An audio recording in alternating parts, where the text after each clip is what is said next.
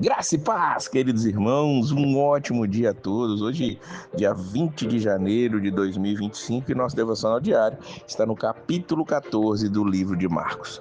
Estamos chegando ao final do livro e o que Marcos vai relatar aqui agora são os últimos acontecimentos da vida de Jesus. Vamos ver Jesus primeiro ali chegando em Betânia e vindo uma mulher por trás com um vaso de alabastro, com um nardo puro, derrama sobre ele.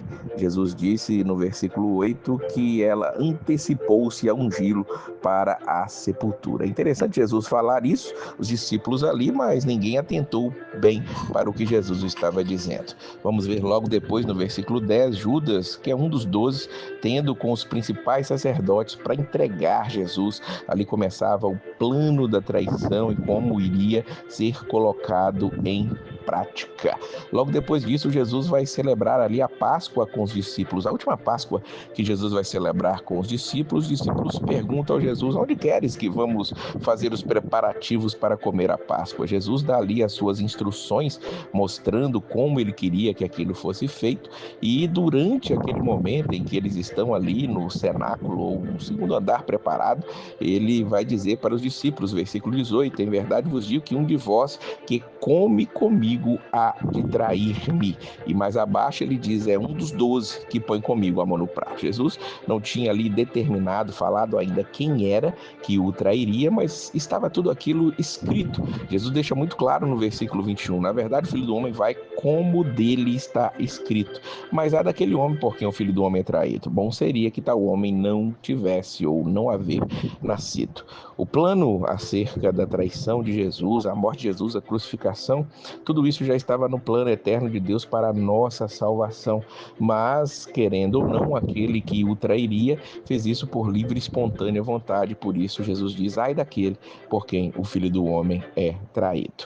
Ainda neste capítulo, nós vamos ver aqui Marcos trazendo uma breve instituição da Páscoa. Jesus, ele enquanto está ali com os discípulos, depois de ter revelado que um deles o trairia, ele toma o pão, abençoa, parte e diz: tomai, comei, isso é o meu corpo. No versículo 23, 24, ele vai, toma o cálice e diz: isto é o meu sangue, o sangue do Novo Testamento, que por muitos é derramado. Jesus vai deixando muito claro que muitos vão ser aqueles beneficiados por esse sangue derramado. Infelizmente, não todos, mas aqueles que são os beneficiados, com certeza, são chamados por Cristo para uma nova vida, uma nova vivência nele. Somente Jesus pode fazer isso. Então aqui é instituída a ceia do Senhor, aquilo que Jesus vai dizer e Paulo vai deixar muito claro que é para celebrar sempre até a volta dele. E é isso que a igreja precisa fazer. Jesus avisa ali que alguém o negaria, na verdade que Pedro o negaria. Ele diz no versículo 27 que naquela noite todos se escandalizariam deles. E Pedro, claro, toma a dianteira ali e vai dizer: ainda que todos se escandalizem, nunca porém eu. Mas Jesus diz para ele: nessa noite, antes que o galo cante 2 vezes, 3 vezes me negarás. Ainda que seja necessário morrer contigo, disse Pedro depois de ouvir isso, de modo nenhum te negarei.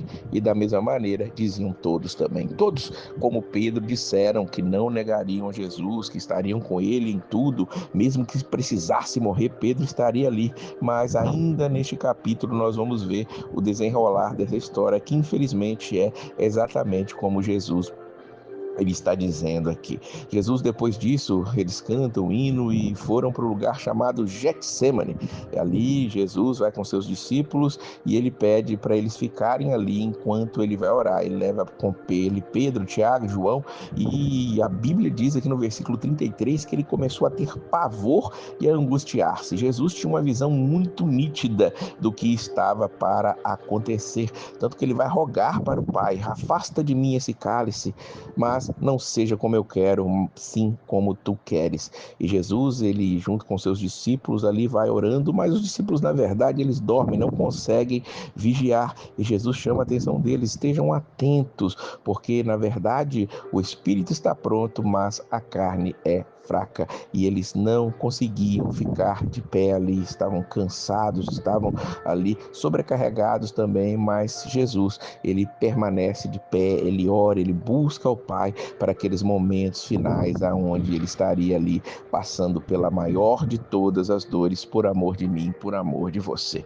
Nós vamos ver que depois desse momento de oração, Jesus ele vai ser traído realmente. E Judas resolve trair Jesus dando um sinal, como sinal um beijo. E ele diz para ali os sacerdotes, os soldados sacerdotes que estavam com ele, versículo 44, aquele que eu beijar, esse é, prendei-o e levai-o com segurança. E quando ele chega perto de Jesus, ele ainda diz, Rabi, Rabi, e beija Jesus Cristo, e ali agora Jesus vai ser levado, preso por aquele ato de traição de Judas. E Jesus agora vai começar a ser julgado, ele é levado à casa do sumo sacerdote, diz o versículo de número 53, e o sumo sacerdote, no versículo 61, vai ali trazer a acusação. O sumo sacerdote lhe tornou a perguntar e disse-lhe, és tu Cristo, filho do Deus bendito? E Jesus disse-lhe, eu sou, e vereis o Filho do Homem sentado à direita do poder de Deus e vindo sobre as nuvens do céu.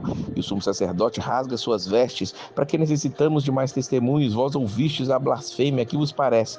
E todos consideraram Jesus culpado de morte. No final do capítulo ainda vamos ver aquilo que Jesus já tinha predito acerca de Pedro. Pedro vai negar Jesus por 3 vezes. É interessante que no relato de Marcos ele vai dizer que Pedro ele nega a Jesus e o galo canta a primeira vez. E quando Pedro nega a Jesus a terceira vez, o galo canta a segunda vez, diz o versículo 72. E Pedro lembrou-se da palavra que Jesus lhe tinha dito, antes que o galo cante 2 vezes, 3 vezes me negarás. E retirando-se dali, chorou.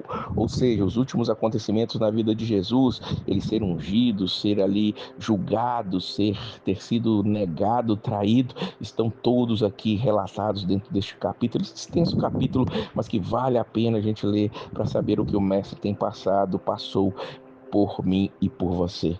Ele pensava em mim, ele pensava em você, ele pensava em nós enquanto estava ali naquela cruz, na qual nós vamos relatar no capítulo de amanhã, no capítulo de número 15. Por aqui, que os exemplos de Judas e Pedro sirvam para nós não fazermos a mesma coisa, que nós não nos escandalizemos nele, que nós não o traiamos, não o neguemos, não viremos as costas para ele, porque ele fez tudo por nós, ele passou por isso por nós, que nós possamos dedicar as nossas vidas a ele também, para a glória do seu próprio nome.